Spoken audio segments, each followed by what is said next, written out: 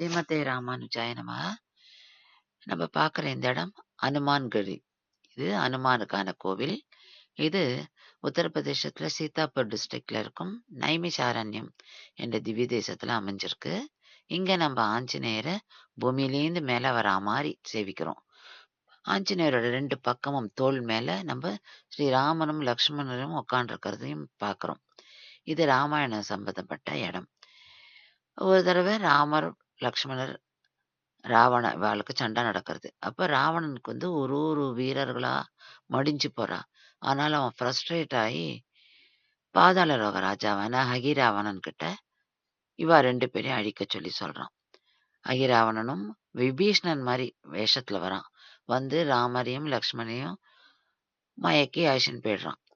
தன்னுடைய பாதாள லோகத்துக்கு. ஆஞ்சநேயருக்கு இது தெரிய வருது.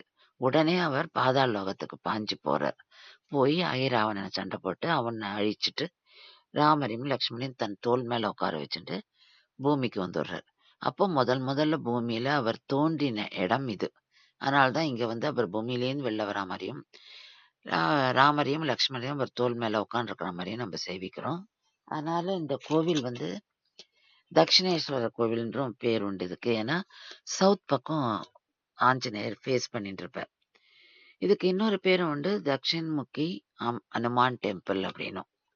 இங்கேருந்து தான் அவர் திருப்பியும் ராவணன்கிட்ட சண்டை போடுறதுக்கு ராமரையும், லக்ஷ்மணையும் தன் தோள் மேல தூக்கிட்டு போனதா புராணம் சொல்றது. இந்த இடம் ரொம்ப புனிதமான இடம். இங்கேதான் பாண்டவர்கள் துவாபர யுகத்துல வனவாசம் இருக்கும்போது வந்து சேவிச்சாலாம். அவளுக்கு அந்த ஒரு பாசிட்டிவ் எனர்ஜி கிடைக்கிறது அவளுக்கு. இந்த ஸ்பிரிச்சுவல் எனர்ஜின்னு சொல்லலாம், அது கிடைக்கிறது. அதனால இவ இது ஒரு சக்திமயமான இடக்குன்னு இங்க ஆஞ்சநேயரை சேவிக்கிறார். அவளால இந்த கோவில் கட்டப்படுறது.